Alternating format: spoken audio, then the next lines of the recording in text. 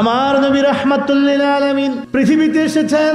জন্মের আগে মায়ের গর্ভে নবী যখন 2 মাস মায়ের পেটের ভিতরে গর্ভে আল্লাহ নবীর পিতাকে দুনিয়া থেকে নিয়ে গেছেন।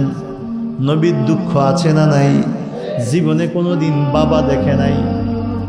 এ ভাইরা আমার, নবীর আপন কোনো ভাই ছিল না, নবীর আপন কোনো বোন ছিল না। প্রথম সন্তান পেটে আসার পরেই বাবাকে আল্লাহ দুনিয়া থেকে নিয়ে গেছে। জীবনে কোনোদিন বাবা দেখে নাই। জন্মের পরে 4টা বছর ছিল তায়েফে দুধমা হালিমাতুস সাদিয়ার কাছে। 4 বছর পর ফিরে আসছে। মক্কায় মহামারী দেখে মা আমেনা আবারও হালিমার কাছে দিয়ে দিছে আরো 1 বছর। 5 বছর বয়সে যখন ফিরে আসছে, বিকাল বেলায় শিশুরা মাঠে যখন খেলাধুলা করে, শেষ বিকালে আমার নবী বাড়িতে এসে মা আমেনারে বলছে, মা গো, খেলার শেষে সব শিশুদের পিতা এসে কোলে নিয়ে যায়, বলো বলো মা গো, আমার আব্বা জান কোথায়? গ্রামের বাড়িতে মাঠে শিশুরা যখন বিকাল বেলায় খেলে, সন্ধ্যায় সূর্য ডুবার আগে আদরের বাবা ঈশা মাঠের কোনায় দাঁড়ায় কয়, কইরে আমার আব্দুল আজিজ, কইরে আমার কলিমুল্লাহ। দেখবেন যার বাবায় ডাক দেয়, ছেলেটা সব দিক ঠেলে রেখে দৌড়ায় আসলে বাবা হাত ফাতে ছেলেরা লাফ দিয়া কোলে উঠে। আমার নবী দেখে সব শিশুদের খেলার শেষ হইলে আপন বাবা কোলে কইরে নিয়ে যায়। আমাদের আব্বাও, আমরা যখন শিশু ছিলাম, বিকাল বেলায় মাঠে বাড়ির সব ছেলেরা খেলতাম, সন্ধ্যায় বাবা ঈশা ডাইকে নিয়ে যাইত, আদর কইরা কোলে কইরা নিয়ে যাইত, চুমা দিতে দিতে নিয়ে যাইত। আমার রসুল বলছে, মা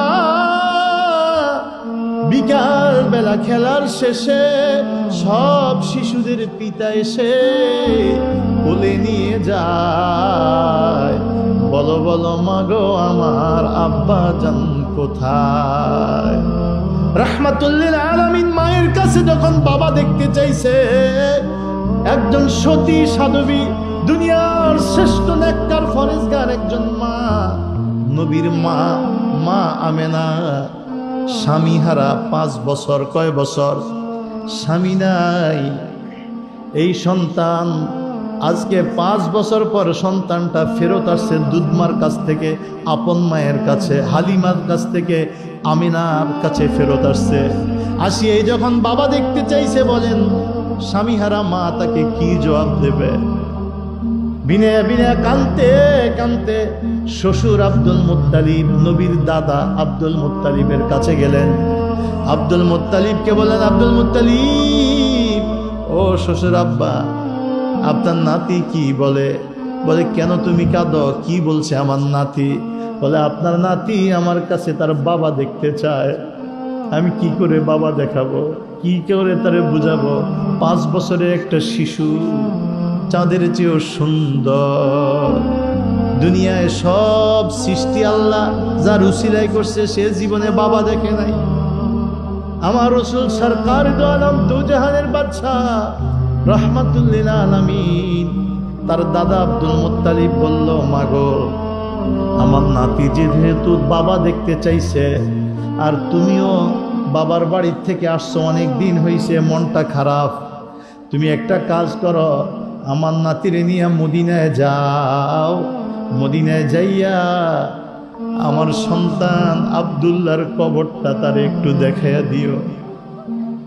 বাবা দেখতে চাইছে, বাবা না দেখাইতে পারলেও বাবার কবরটা একটু দেখাইয়া দিও, আর তোমার বাবার বাড়ি কয়টা দিন বেড়ায় আসিও। খাজা আব্দুল মুত্তালিব তার দাসী উম্মে আয়মানকে রেডি করে, পোশাক, খাদ্য, বাহন রেডি করে পরের দিন চড়াইয়া দিলেন মদিনার দিকে। সেবক হিসাবে দাসী উম্মে আয়মান, মা আমেনা, আর আমার নবী এতিম মুহাম্মাদুর রাসূলুল্লাহ সাল্লাল্লাহু আলাইহি ওয়াসাল্লাম 3 জনের কাফেলা রওনা।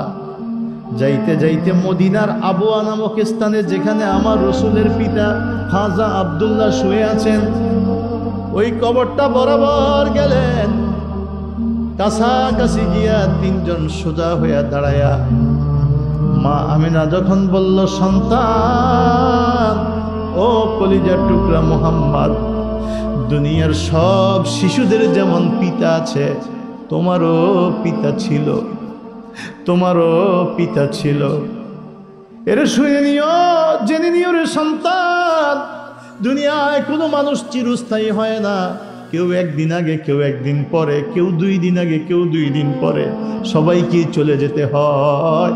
তোমার আব্বা একটু আগে চলে গেছে, অন্য শিশুদের পিতা এখনো বেঁচে আছে, তারা হয়তো পরে চলে যাবে। তোমার আব্বা একটু আগে চলে গেছে, দুনিয়া ছেড়ে বিদায় নিয়েছে, এই জায়গায় তোমার আব্বা শুয়ে আছে।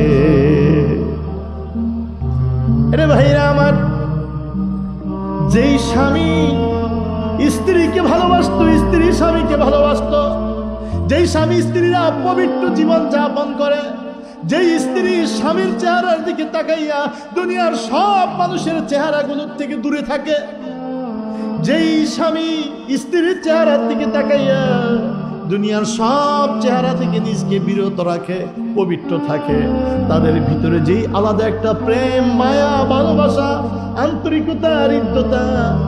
আজকে মারা গেছে, 5 বছর হয়েছে, স্বামী চলে গেছে। মা আমেনা ধৈর্য ধারণ করে স্বামীর স্মৃতি বুকে নিয়ে আছে। এমন স্ত্রী যখন স্বামীর কবরের পাশে দাঁড়ায়, 5টা বছর পর স্বামীর কবরের পাশে একজন স্ত্রী দাঁড়াইছে এতিম সন্তানকে সাথে নিয়ে। যখন সন্তানকে পরিচয় করায় দেয়, এই তোমার পিতা এখানে ঘুমায় আছে কঠিন মাটির তলে, ওই শোক সওয়া যায় না, এত কষ্ট, এত বিরহ। মা জার জার করে কান্দে, এতিম মুহাম্মদ শিশু জার জার করে কান্দে। 2 জনের কান্না দেখে দাসী উম্মে আয়মানও কান্দে। মদিনার রাস্তা থেকে সিরিয়ার পথে যারাই ব্যবসা বাণিজ্য করতে যাচ্ছে, সব মানুষগুলো দাঁড়ায়া দাঁড়ায়া কান্দে। একজন ইহুদি খোলা তরবারি নিয়ে আসছে, খোলা তরবারি নিয়ে আইসা কয়, ও ব্যবসায়ী কাফেলা, কি হইছে এখানে রাস্তায়? কাঁদো কেন? ডাকাতি হইছে নি? টাকা পয়সা ছিনিয়ে নিয়ে গেছে নি? কাঁদো কেন? কিসে কাঁদাচ্ছে? ব্যবসায়ীরা বলল, শুনো, আমরা ডাকাতির কারণে, কোনো ক্ষতির কারণে কাঁদি না, আমরা কান্না করি, ওই দেখো একটা কবর, এই কবরের পাশে 3 জন মহিলা। কয়জন? এই কবরের পাশে 3 ব্যক্তি, 2 জন মহিলা, একটা শিশু দাঁড়ায়া দাঁড়ায়া যেইভাবে কান্না করতেছে, মনে হয় কবরওয়ালা এদের কিছু একজন হবে। আমরা তাদেরকে দেখে আমাদের অন্তরে স্মরণ আসছে, আমরা যদি মরে যাই, আমাদের স্ত্রীরাও তো, আমাদের এতিম সন্তানগুলো তো কবরের পাশে এসে এইভাবেই কাঁদবে। আপন বলতে কে থাকবে, কাকে পাবে? এভাবেই তো কবরের পাশে এসে বাচ্চারা কাঁদবে। ওই কথা স্মরণ হওয়ার পরে আমরা কেউ সুখ সইতে পারতেছি না, আমরাও কান্না করি। এবার ইহুদি তাকায়া দেখে আসমানের চাঁদের চাইতেও, পূর্ণিমার চাঁদের চাইতেও সুন্দর সূর্য, যার ছায়া জমিনে ফেলতে পারে না, এত চমৎকার, এত মহিমাময় একটা বাচ্চা এত বিনয়া বিনয়া কান্দে আমার নবীর দিকে তাকাইয়া। এবার ইহুদিও কান্না শুরু করে দিছে। কিছুক্ষণ পর 3 জন যখন রওনা হবে, কবরের পাশ থেকে চলে আসলো, ভ্যাক করবে, ইহুদি আগে গেছে, আর ডাক দিয়া বলতেছে, শুনেন, কিছু কথা বলতে চাই। বলে, বলো। বলে, এই কবরওয়ালা আপনাদের কি হয়? বলে, এই কবরওয়ালা আমার সন্তানের পিতা হয়, আমার এই সন্তানের পিতা হয়। লোকটা বুঝে গেছে এই মহিলা হইল এই কবরওয়ালার স্ত্রী, তার স্বামী এখানে কবরে শায়িত, এই জন্যই তার এত ব্যথা। আর এই চাঁদের চেয়েও সুন্দর, যার দিকে তাকাইলে চেহারা ফিরাইতে মন চায় না, এত সুন্দর এই বাচ্চা, এই ফুটফুটে শিশু, অবশ্যই তার আব্বা, তার পিতা এই কবরওয়ালা। ডাক দিছে, রে মা, তোমার সন্তানটার নাম কি? সন্তানের নাম কি? মা আমেনা বলল, আমার ছেলের নাম মুহাম্মদ সাল্লাল্লাহু আলাইহি ওয়াসাল্লাম। কি বলছে? ইহুদি থরথর করে কাঁপা শুরু করছে। মুহাম্মদ, মুহাম্মদ তোমার সন্তানের নাম? ইনি মুহাম্মদ? আরে মা বলো তোমার স্বামীর নাম কি ছিল? বলে আব্দুল্লাহ। কি নাম? জোরে কন, কি নাম? আব্দুল্লাহ। আমার স্বামীর নাম আব্দুল্লাহ। মিন আইনা জিত, তুমি কোথায় থেকে এসেছো? কোথায় থেকে এসেছো? বলে মিন মক্কা, মক্কা থেকে এসেছি। খানদানে কুরাইশ, বংশ কি? আর জোরে কন্যা। ইহুদি ডাক দিয়ে বলে মা আমেনা রে, আমার বড় সৌভাগ্য, আমি মুহাম্মদকে দেখে ফেলেছি, আমি মুহাম্মদকে দেখে ফেলেছি, আমি মুহাম্মদকে দেখে ফেলেছি।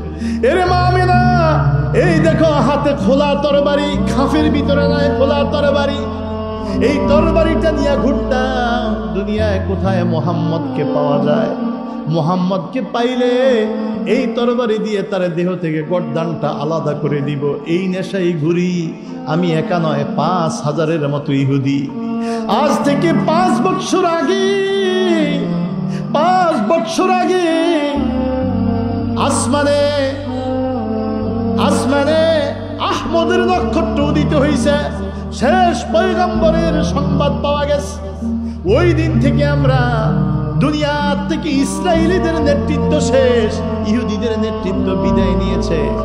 আমরা সেই দিন থেকে কিতাব দেখে পেয়েছি মক্কায় প্রবল ক্ষমতাধর বংশ, মর্যাদা সম্পন্ন শ্রেষ্ঠ বংশ, শ্রেষ্ঠ ক্ষমতাধর বংশে আসবে মুহাম্মদ।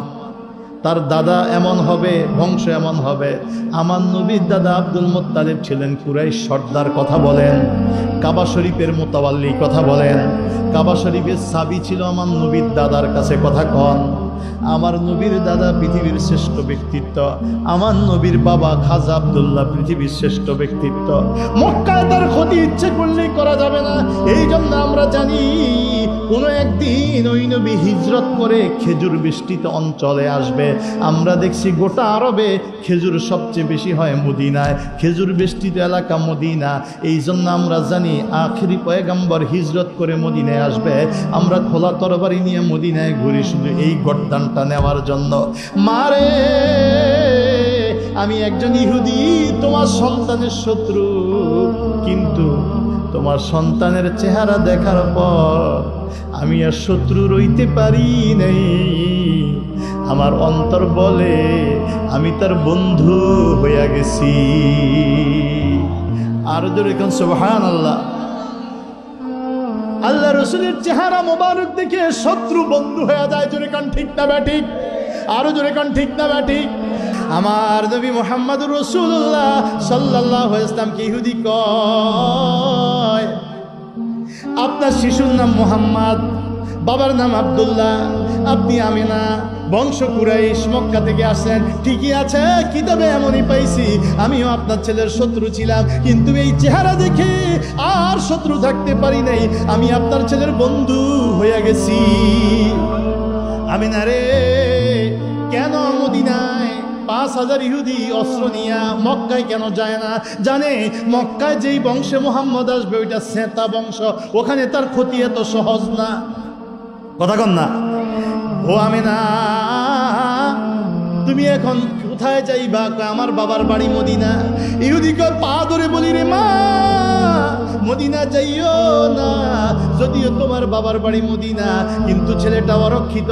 তুমি যদি মক্কায় ফিরে যাও, হয়তো তোমার ছেলেটা মক্কায় গেলে নিরাপদে থাকবে। ভাইরা আমার, মক্কায় নবীজিরে লইয়া রওনা দিছে। একটু পরেই মা আমেনা অসুস্থ, এত অসুস্থ তাবুত থেকে তাবু ফেলছে, হাতে হাত, কপালে হাত দিয়া দেখে জ্বর। মা আমেনা এখানেই বিদায় নিছে। নবীজি আরো এতিম হইয়া গেছে। সেই নবী আমাদের নবী, এতিম নবী, দুঃখ আছে না নাই? আল্লাহ মেরাজে নিয়ে কইছে আসসালামু আলাইকা, সালাম দিছে কে? নবী। জীবন শান্তি ভরে গেছে, যত দুঃখ নবীর সালামে শান্তি। জোরে গান ঠিক না ঠিক? আমরা নবীরে সালাম দিব কি দেব না?